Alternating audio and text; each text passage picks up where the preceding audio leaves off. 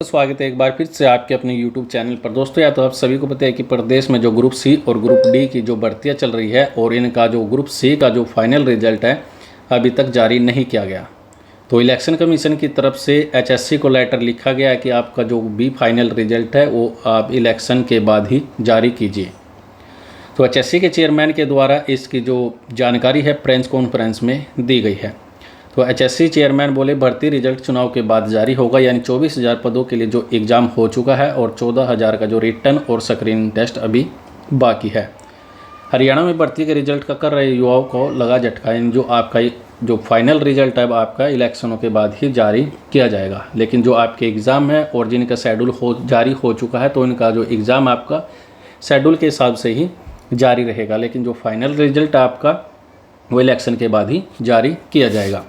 Election commission ने Haryana staff selection commission यानी HSC को सभी रिजल्ट चुनाव के बाद जारी करने के लिए जो लेटर है भेज दिया है और इसकी जानकारी HSC के वर्तमान चेयरमैन हिम्मत सिंह के द्वारा प्रेस कॉन्फ्रेंस में दी गई है।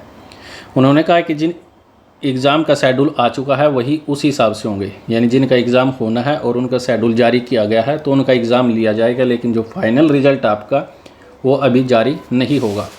जैसे ग्रुप 56 और 57 1 और 2 और हरियाणा पुलिस का जो रिजल्ट अब आपका इलेक्शन से पहले नहीं आएगा, यानी इलेक्शन के बाद यानी 6 अक्टूबर के बाद ही जो आपका इनका फाइनल रिजल्ट है जारी किया जाएगा। तो इलेक्शन कमीशन की तरफ से साफ साफ मना कर दिया गया है कि जो अपना फाइनल रिजल्ट है इलेक्शनों के बाद ही जारी कीजिए। और उन्होंने कहा जो ग्रुप डी के लगभग 2600 पोस्टों का रिजल्ट भी विधानसभा के बाद ही जारी किया जाएगा।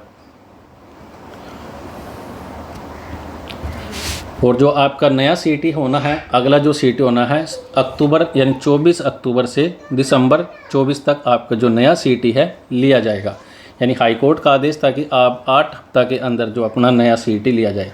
तो HSC के चेयरमैन के द्वारा कहा गया कि जो आपका नया CT है 24 अक्टूबर यानी 24 अक्टूबर से 24 दिसंबर के बीच में करा लिया जाएगा, यानी अक्टूबर से नवंबर दिसंबर यानी इनके बीच में यानी तीनों महीनों के अंदर आपका जो नया CT है कभी भी HSC के द्वारा लिया जा सकता है।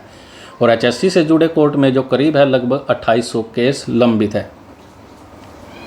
16 अगस्त को जारी हुआ था नोटिफिकेशन। HSC के द्वारा 16 अगस्त को पुलिस कांस्टेबल के लगभग 5600 रिक्त पदों को भरने के लिए जो नोटिफिकेशन है जारी किया गया था, यानी जो आपके नए आवेदन होने थे लगभग 5600 पोस्टों के लिए कांस्टेबल के लिए, उसमें 10 सितंबर से आवेदन शुरू होने थे और 24 सितंबर तक इनका जो आवेदन का समय दिया गया था।